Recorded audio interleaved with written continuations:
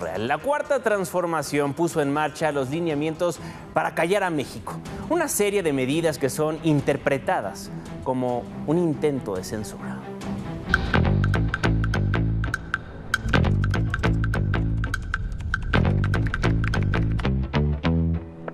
Bienvenidos, este es el verificador frente a los dichos, evidencia. Mire, lo que le voy a contar ahora es muy importante para usted.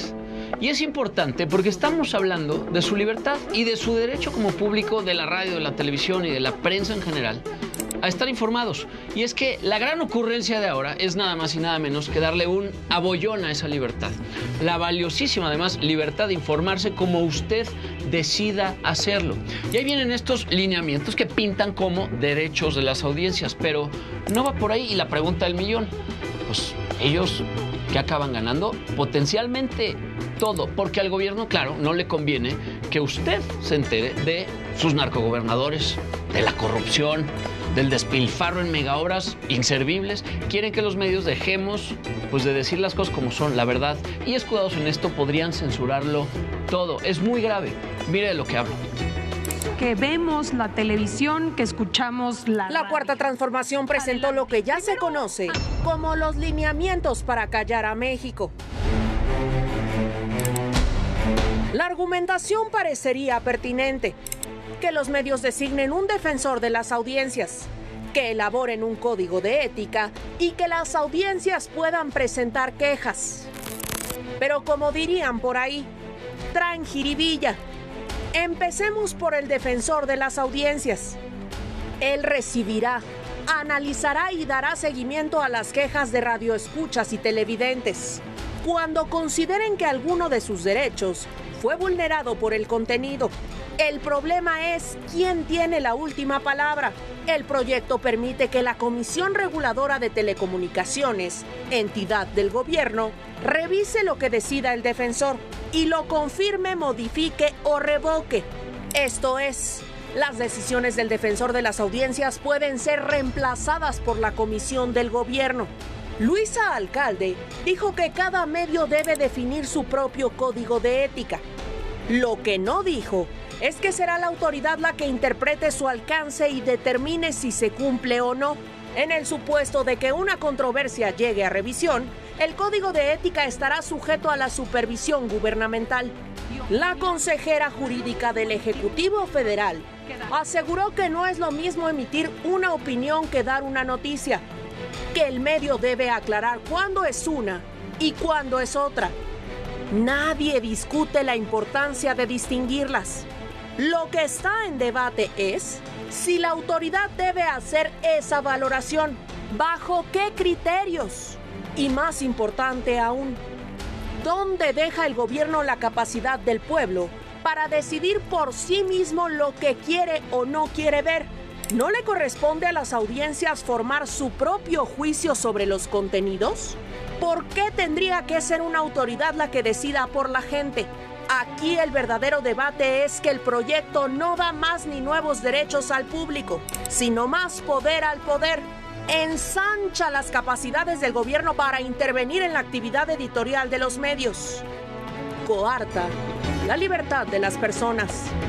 Y ojo, el gobierno ha dado un plazo de 20 días para que la sociedad opine sobre sus famosos lineamientos, pero ya sabemos cómo se las gastan, ya sabemos lo que pasa con sus consultas, lo mismo que con sus tómbolas, con sus acordeones y lo mismo también que con estos que llamaban parlamentos abiertos. Al final, créame, de lo que se trata es de que usted no se entere de la verdad, pero no se preocupe, que para eso estamos aquí, porque sí, aquí estamos y aquí seguiremos. Este fue el verificador frente a los dichos, evidencia. Javier Martín Reyes, investigador en el Instituto de Investigaciones Jurídicas de la UNAM. Gracias por tomarnos la comunicación. ¿Cómo está? Juan Manuel, un gusto saludarte a ti y a todas las personas que nos ven. A ver, tenemos algunos días para que nos escuche la autoridad de que no nos vayan a censurar en los medios de comunicación, pero ¿ve viable que esto suceda? Pues mira, yo creo que veremos y habrá muchísimas opiniones críticas. Yo creo que estos son lineamientos claramente restrictivos de la libertad de expresión, son inconstitucionales, van mucho más allá de lo que marca la ley, y creo que en una sociedad democrática es inaceptable que sea el gobierno quien determine cuándo una noticia es verdadera, cuándo no es verdadera, o cuándo está contextualizada, cuándo no está contextualizada. Y creo que es inaceptable que una autoridad administrativa que depende del Ejecutivo pueda poner multas económicas altísimas a medios de comunicación con los cuales no está de acuerdo, ¿no? De cualquier manera, yo coincido, creo que muy difícilmente vamos a ver modificaciones sustanciales, porque es evidente que si el gobierno está optando por esta ruta es porque quiere tener mayores elementos de control sobre los medios de comunicación. Entonces, aunque creo que hay que aprovechar el canal y aunque creo que hay que señalar los muchísimos problemas que tienen estos lineamientos, creo que tampoco hay que ser ingenuos y hay que reconocer que la probabilidad de que esto se modifique me parece que es bastante menor.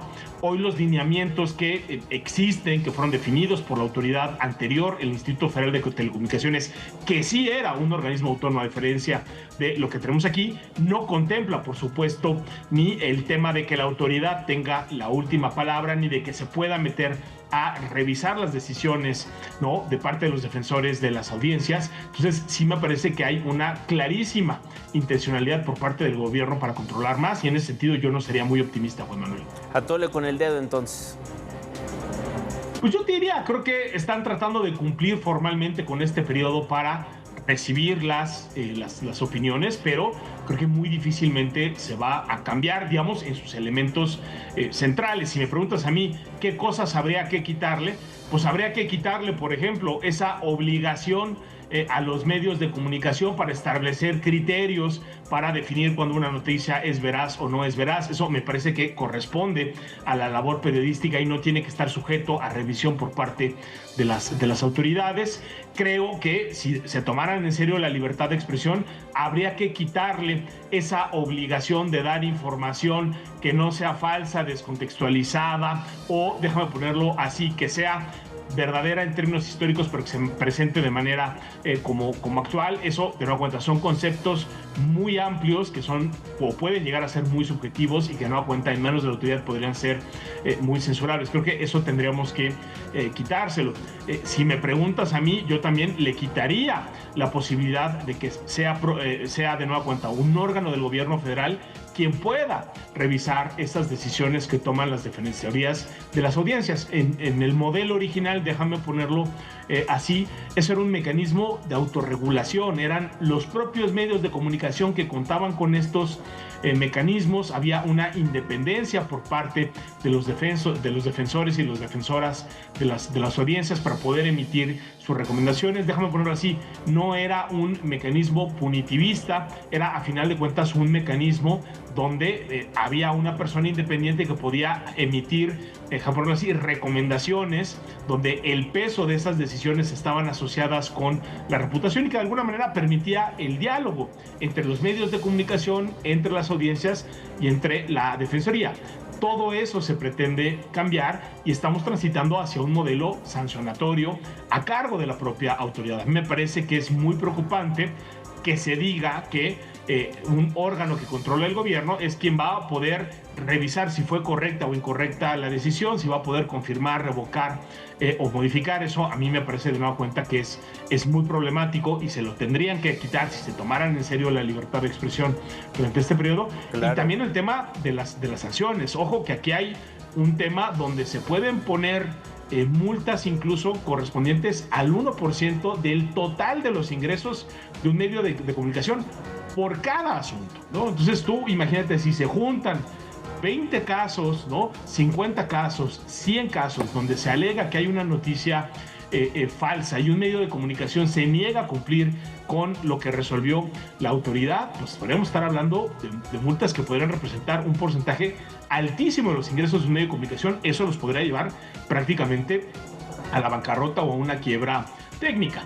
Y por si fuera poco, Juan Manuel, también hay que decirlo, aquí el problema es el contexto. Claro. ¿Quién podrá defender a los medios de comunicación o a las audiencias frente a una decisión arbitraria? Pues el Poder Judicial del acordeón. Entonces, cada vez nos estamos quedando con menos contrapesos y con menos autoridades independientes para poder defendernos y hacer valer nuestros derechos, ¿no? Sí, porque también quiénes van a ser las personas que van a estar metiendo estas quejas constantemente, y si vamos a estar pagando el 1%, imagínense la cantidad de dinero que por unos poquitos que se ofenden, una cosa es pedir derecho de réplica y otra cosa muy diferente es tratar de censurar a través de un escrito, ¿no? Y yo creo que lo que dices es importantísimo. Ya hay otras vías, ¿no? El derecho de réplica para eso sirve. Cuando una persona considera, o el gobierno mismo, que hay una información que se publicó que es incorrecta, pues eso está perfectamente regulado. ¿Para qué? Para que en el mismo medio de comunicación se pueda realizar una aclaración. Pero ahí no estamos en un esquema sancionador, ahí estamos en un esquema donde la desinformación o los posibles errores se corrigen con más información. A mí me parece que es un esquema bastante más benigno. O incluso yo te diría, si hay un tema de difamación, de calumnia hacia una persona, donde se acredita que un medio de comunicación publica información que es claramente falsa, sabiendo que era falsa o sin hacer una investigación mínima, también hay una vía civil donde se pueden presentar demandas. Pero claro, ahí hay que irse ante un juez, ahí hay que probar que se cumple con ese estándar de la llamada malicia efectiva. No es una comisión que controla al gobierno que hizo, y sabes que esa nota que tú diste estuvo descontextualizada, y como estuvo descontextualizada, te ordeno que realices una acción, y si no realizas esa acción te puedo poner una multa hasta el 1% de tus ingresos. Estamos hablando de multas que podrían llegar a ser genuinamente millonarias, y ese riesgo para la libertad de expresión es enorme. Creo que es algo que no nos podemos permitir en una sociedad democrática, con lo que esperamos que siga siendo mínimamente, por lo menos, México, ¿no? Pues hay que seguir alzando la voz. Muchísimas gracias por estos minutos. Un gustazo como siempre, Juan Manuel, abrazo fuerte.